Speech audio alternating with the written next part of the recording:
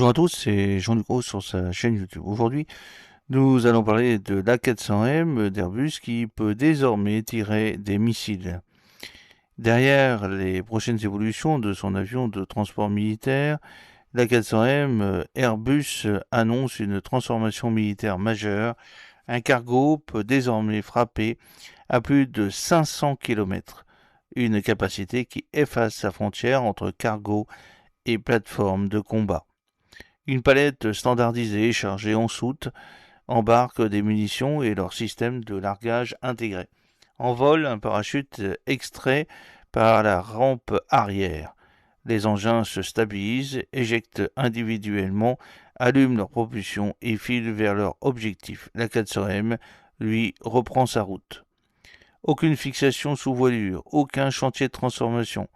Le même appareil redevient cargo en quelques minutes. En configuration offensive, l'Atlas peut emporter jusqu'à 50 drones de taille moyenne ou 12 missiles de croisière par sortie. Airbus cite en référence le Taurus KEPD 350, 5,1 m de long, environ 1400 kg, conçu pour neutraliser des bunkers et des infrastructures fortement protégées. À cette capacité de largage s'ajoute une connectivité satellite haut débit chiffrée qui permet de contrôler les drones ou missiles directement depuis la soute en vol. 4 A400M coordonnées suffisent à délivrer une salve de 48 missiles en une seule vague sans mobiliser un seul avion de chasse. Les indices qui mènent à Berlin. Airbus a confirmé que le développement se fait avec un client dont je ne peux révéler le nom.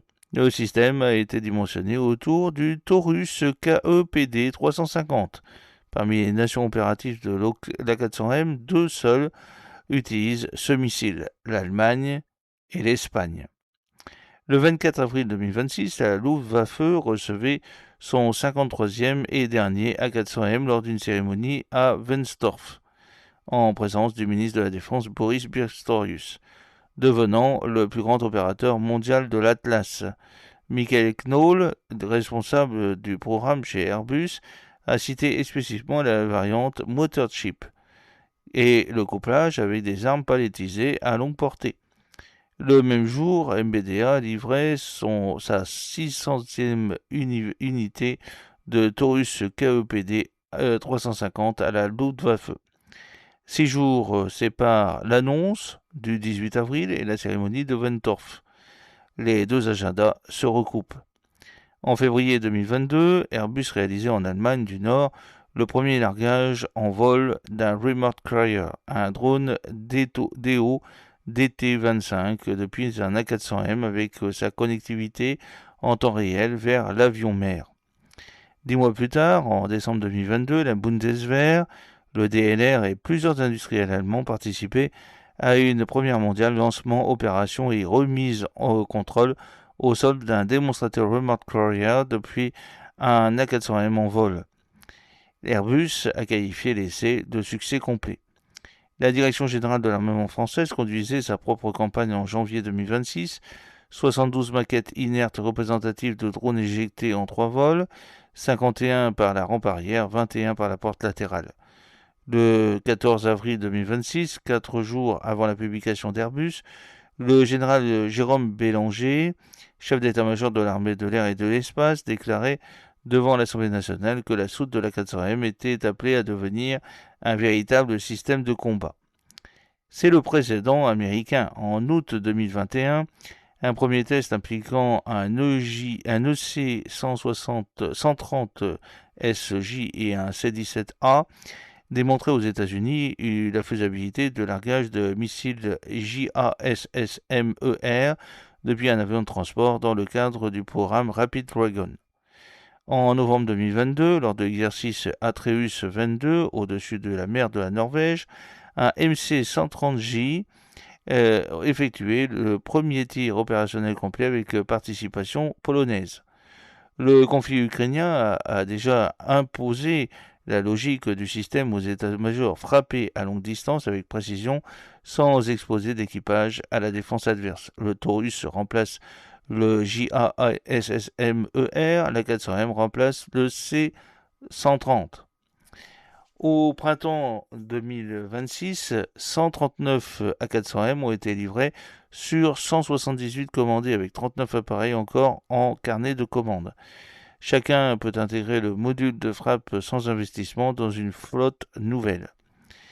La flotte française a atteint sa pleine capacité opérationnelle le 19 juin 2025 lors du Salon du Bourget, avec 24 appareils alignés à Orléans-Brissy.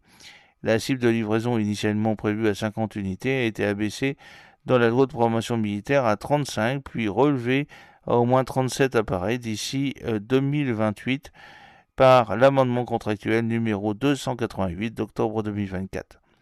Les discussions parlementaires portent sur une cible à 41. L'armée de l'air et de l'espace maintient qu'elle a besoin de 50 appareils initialement commandés. La charge utile certifiée est aujourd'hui de 37 tonnes. La montée à 40 tonnes par simple mise à jour logicielle et sans modification matérielle n'est pas attendue avant 2028-2029. Guerre électronique, Arctique, feu de forêt. L'armée de l'air et de l'espace a confirmé en juin 2025 que la 400M développera prochainement la capacité de larguer des munitions téléopérées, de conduire des missions de renseignement et d'effectuer des vols à très basse altitude. Des officiers de l'état-major ont évoqué une contribution possible aux missions CID, suppression des défenses aériennes ennemies via saturation, guerre électronique offensive ou lancement de missiles anti-rayonnement. En juin 2025, Airbus remportait un contrat pour équiper 23 A400M allemands des systèmes DIRCM fournis par Elbit Systems, installation prévue jusqu'en 2032. En version civile de crise, l'Atlas largue jusqu'à 20 000 litres de liquide retardant par la rampe arrière. Les réservoirs se remplissent en moins de 10 minutes. La campagne d'essai officielle s'est tenue fin avril 2025 à Nîmes-Garons. Les résultats ont été publiés par Airbus Défense le 26 juin 2025. J'espère que cette petite vidéo vous a plu. N'oubliez pas de cliquer sur le pouce pour la promouvoir, de vous abonner si ce n'est pas encore fait, de partager cette vidéo sur vos réseaux sociaux. A très bientôt, fidèlement, Jean-Luc O.